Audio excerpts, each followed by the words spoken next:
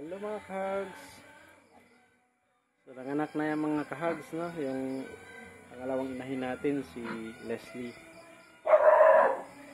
Ayan mga kahags, no? Yung mga anak niya. 10 sila. 5 babae at saka 5 lalaki. Hindi masyadong malaki yung mga biik nila, pero okay naman. Malakas naman sila dumide. Makakabawi din yun. So, congratulations mga kahags.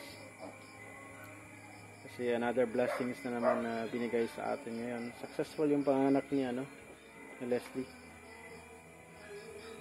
So, kaninang mga 2 PM. No? Talagang tumama sa, no, sa June na February 5.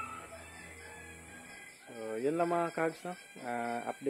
Keep updated lang tayo sa mga susunod ng natin, mga biik natin. So, okay mga kahags, ingat din kayo at good luck sa mga hag business ninyo.